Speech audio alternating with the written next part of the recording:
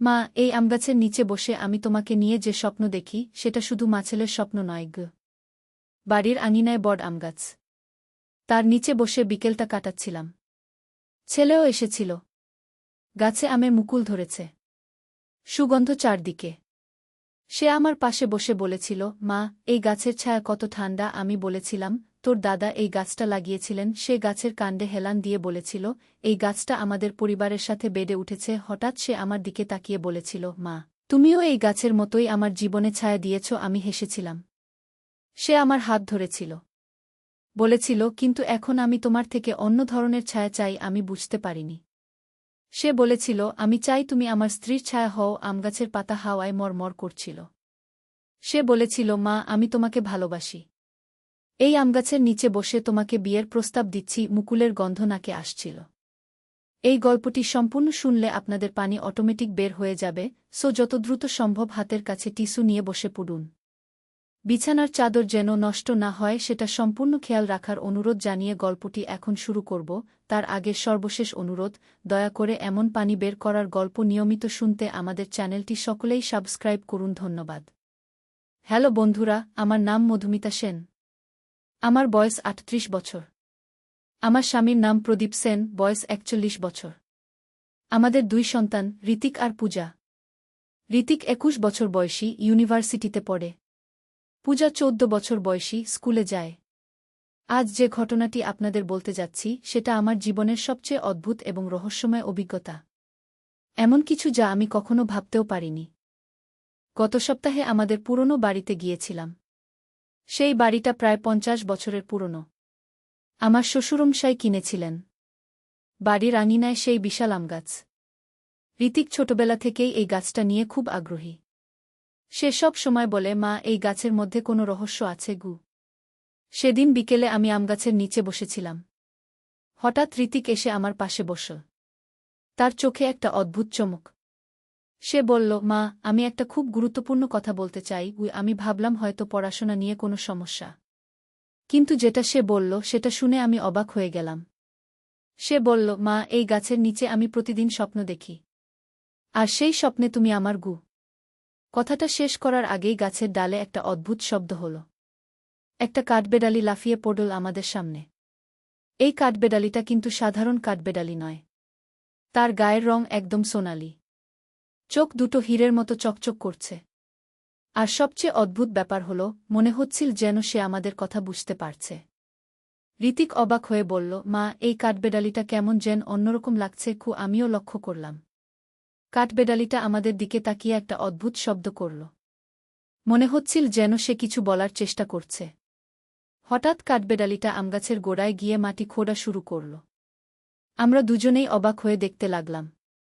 কিছুক্ষণ পর সে একটা ছোট পুঁটলি বের করল। পুঁটলিটা আমাদের দিকে ঠেলে দিল। ঋতিক পুঁটলিটা তুলল। খুলে দেখল ভেতরে একটা পুরনো চিঠি আর একটা অদ্ভুত চাবি। চিঠিটা আমাদের পূর্বপুরুষদের হাতের লেখা। সেখানে লেখা ছিল, যে এই চিঠি পড়বে, জেনে রাখো এই বাড়ির নিচে একটা গুপ্ত কক্ষ আছে। সেখানে আমাদের পরিবারের সবচেয়ে বড় রহস্য লুকিয়ে আছে। এই চাবি দিয়ে সেই কক্ষের দরজা খোলা যাবে। কিন্তু সাবধান, এই রহস্য জানতে গেলে তোমাদের জীবন পুরোপুরি বদলে যাবে গু। আমি আর ঋতিক একে অপরের দিকে তাকালাম। মনে হচ্ছিল যেন একটা অবিশ্বাস্য অ্যাডভেঞ্চারের শুরু। কিন্তু সেই সোনালি কাঠবেড়ালিটা হঠাৎ অদৃশ্য হয়ে গেল। ঋতিক উত্তেজিত হয়ে বলল, মা, আমাদের এই রহস্যটা উদ্ঘাটন করতে হবে।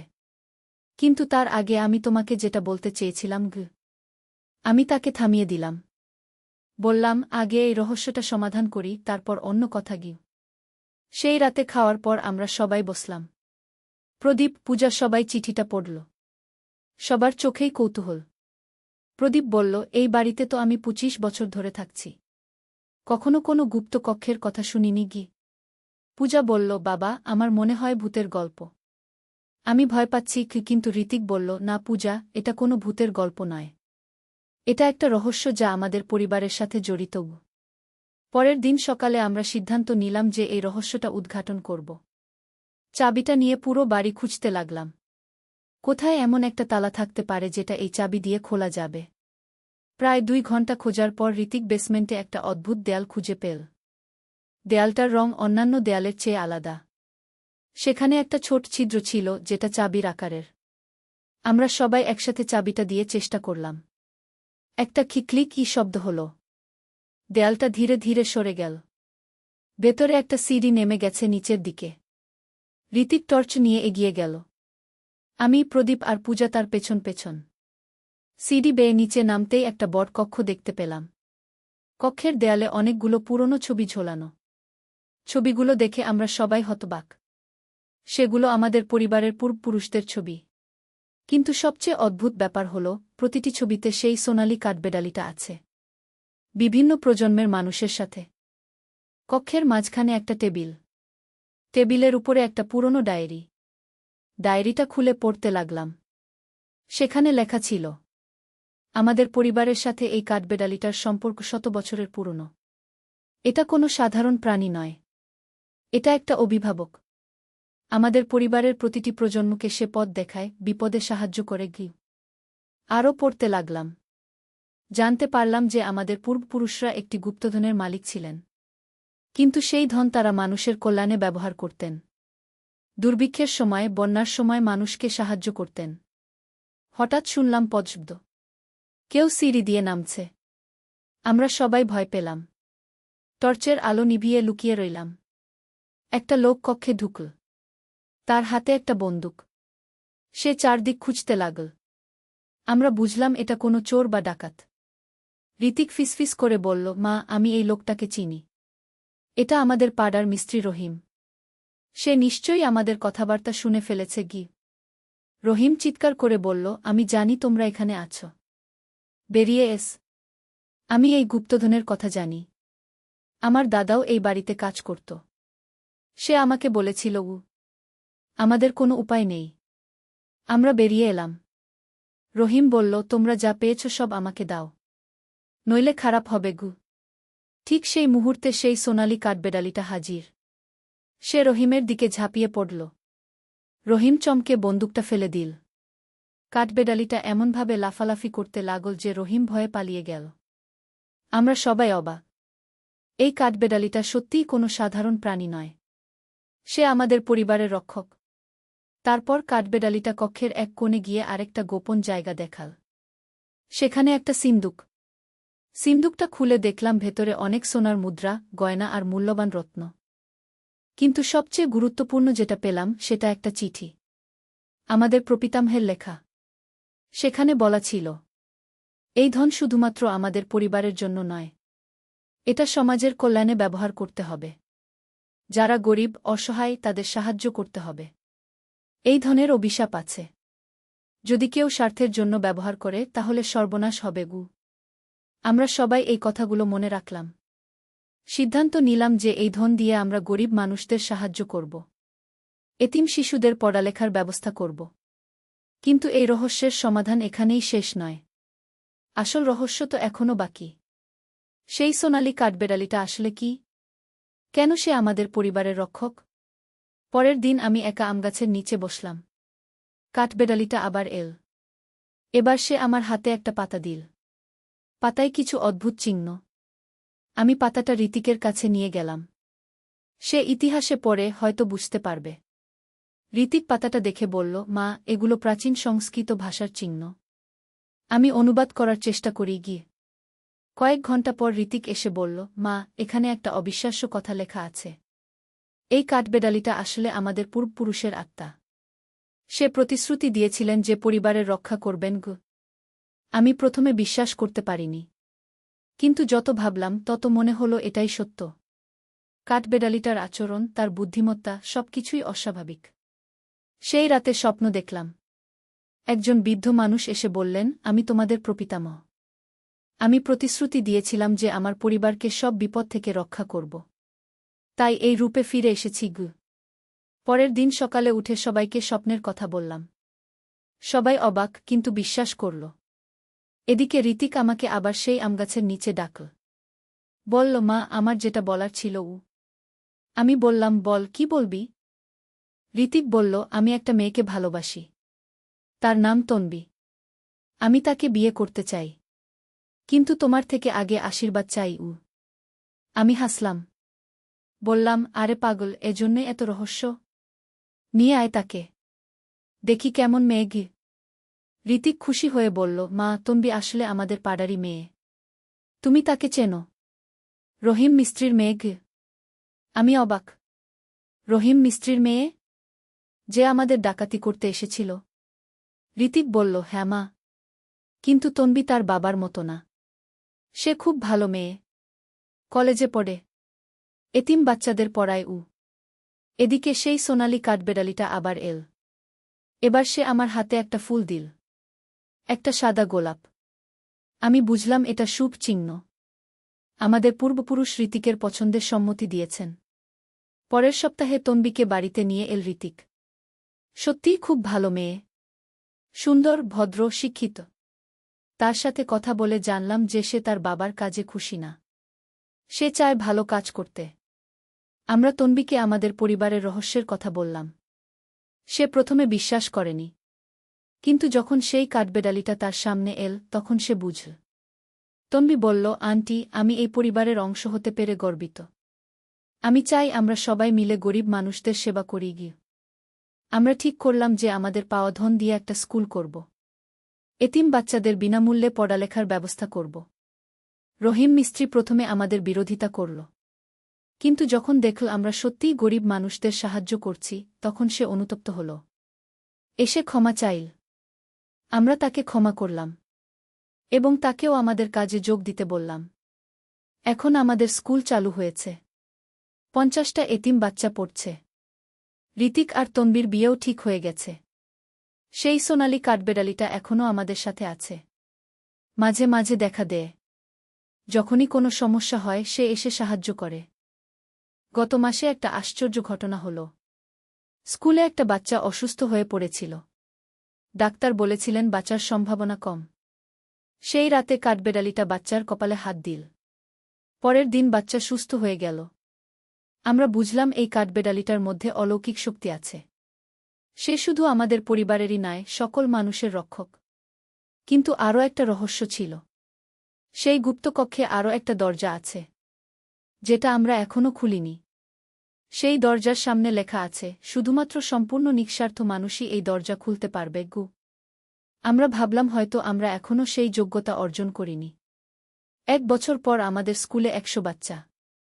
আমরা একটা হাসপাতালও করেছি গরিব মানুষদের জন্য। বিনামূল্যে চিকিৎসা দিচ্ছি। ঋতিক আর তন্বীর বিয়ে হয়ে গেছে। তারা দুজনেই পূর্ণ সময় এই কাজে নিয়োজিত। একদিন এক বৃদ্ধ ভিখারি এল আমাদের কাছে। তার গায়ে নোংরা কাপড়, অসুস্থ। আমরা তাকে খাওয়ালাম, চিকিৎসা করালাম। কিছুদিন আমাদের বাড়িতেই রেখেছিলাম।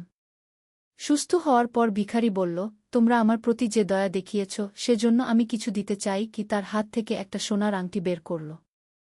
বলল, এটা খুব পুরনো, আমার পূর্বপুরুষের উ। আমরা বললাম, দাদাজি, আমরা কোনো পারিশ্রমিক চাই না। আপনার সুস্থতাই আমাদের পুরস্কার গু। কিন্তু ভিখারি জোর করে আংটিটা রেখে গেল।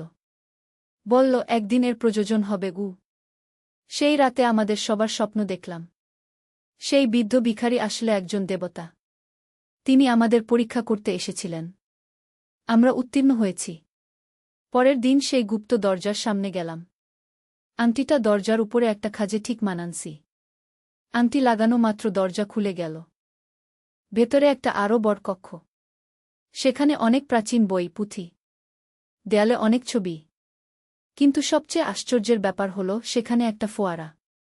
ফোয়ারা থেকে স্বচ্ছ পানি বের হচ্ছে। একটা ফলক লাগানো। সেখানে লেখা, এই পানি অমৃত। যে কেউ এই পানি পান করবে তার সমস্ত রোগ সেরে যাবে। কিন্তু শুধুমাত্র অসুস্থ মানুষের সেবায় ব্যবহার করতে হবে গে। আমরা বুঝলাম এইটাই সবচেয়ে বড় রহস্য। আমাদের পরিবারের কাছে অমৃতের ফোয়ারা। প্রথমে সন্দেহ ছিল, কিন্তু একটা পরীক্ষা করলাম। হাসপাতালে একজন ক্যান্সার রোগী ছিল। ডাক্তার বলেছিল শেষ পর্যায়ে। তাকে এই পানি খাওয়ালাম। 1 সপ্তাহের মধ্যে সে সম্পূর্ণ সুস্থ। কিন্তু একটা সমস্যা হল, এই অমৃতের খবর ছড়িয়ে গেল। অনেক মানুষ আসতে লাগল। কিছু দুষ্ট লোকও এল যারা এই অমৃত চুরি করে বিক্রি করতে চায়। একদিন রাতে একদল ডাকাত আমাদের বাড়ি আক্রমণ করল। তারা জোর করে গুপ্তকক্ষে ঢুকতে চাইল। কিন্তু সেই সোনালি কাঠবেড়ালি আবার আমাদের রক্ষা করল। এবার সে একা নয়, অনেক কাঠবেড়ালি এসেছিল। মনে হল যেন একটা সেনাবাহিনী। ডাকাতরা ভয়ে পালিয়ে গেল। কিন্তু আমরা বুঝলাম যে এই রহস্য গোপন রাখা আরও কঠিন হয়ে পড়বে। সেই রাতে আবার স্বপ্ন দেখলাম। আমাদের পূর্বপুরুষ এসে বললেন, তোমাদের এখন একটা বড় সিদ্ধান্ত নিতে হবে। হয় এই অমিত চিরকালের জন্য গোপন করে রাখো, নয় সবার সাথে ভাগ করে নাও। কিন্তু মনে রেখো, ভাগ করলে অনেক বিপদ আসবে। আমরা সবাই বসে আলোচনা করলাম। ঋতিক বলল, আমার মনে হয় আমাদের এই অমিত গোপন রাখা উচিত। শুধুমাত্র যারা সত্যিই মরণাপন্ন তাদের দেওয়া উচিত। তন্বী বলল, আমিও একমত। যদি এই খবর ছড়িয়ে যায় তাহলে পুরো পৃথিবী এখানে এসে ভিড় করবে। আর এই অমিত হয়তো শেষ হয়ে যাবে। প্রদীপ বলল, আমার মনে হয় আমাদের একটা গোপন সংগঠন করা উচিত। বিশ্বস্ত মানুষদের নিয়ে, যারা এই অমিত ব্যবহার করে গরিব অসুস্থ মানুষদের সেবা করবে। পূজা, যার এখন 16 বছর বয়স, বলল, আমার মনে হয় আমাদের ভবিষ্যৎ প্রজন্মের কথাও ভাবতে হবে। এই দায়িত্ব তো আমাদের সন্তানদেরও নিতে হবে। আমি সবার কথা শুনে বললাম, আমি মনে করি আমাদের একটা ব্যালেন্স করতে হবে। সম্পূর্ণ গোপন রাখা যেমন ঠিক নয়, তেমনি সবার কাছে প্রচার করাও ঠিক নয়। আমরা সিদ্ধান্ত নিলাম যে আমরা একটা ছোট দল করব। 10 জন বিশ্বস্ত মানুষ। তারা বিভিন্ন এলাকায় থেকে গোপনে অসুস্থ মানুষদের সেবা করবে। কিন্তু এই পরিকল্পনা করার সময় একটা অদ্ভুত ঘটনা হল। সেই সোনালি কাঠবেড়ালি আমাদের সামনে এসে একটা নতুন চিহ্ন দেখাল। এবার সে মাটিতে একটা মানচিত্র আঁকল। মানচিত্রে দেখলাম বিভিন্ন জায়গায় ক্রস চিহ্ন। ঋতিক বলল, মা, মনে হচ্ছে এগুলো বিভিন্ন স্থানের ইঙ্গিত। হয়তো আরও অমিতের ফোয়ারা আছে। আমরা মানচিত্র অনুসরণ করে প্রথম স্থানে গেলাম। সেটা আমাদের শহর থেকে 50 কিলোমিটার দূরে একটা পুরনো মন্দির। মন্দিরের পুরোহিত আমাদের দেখে খুশি হলেন। বললেন, আমি জানতাম একদিন আপনারা আসবেন। আমার দাদাজি বলে গেছেন। পুরোহিত আমাদের মন্দিরের গর্ভগৃহে নিয়ে গেলেন। সেখানে একটা প্রাচীন কূপ। কূপের পানিতে একই রকম গুণ। পুরোহিত বললেন, এই কূপের পানি 100 বছর ধরে অনেক অসুস্থ মানুষকে সুস্থ করেছে। কিন্তু আমি একা এই দায়িত্ব পালন করতে পারছি না।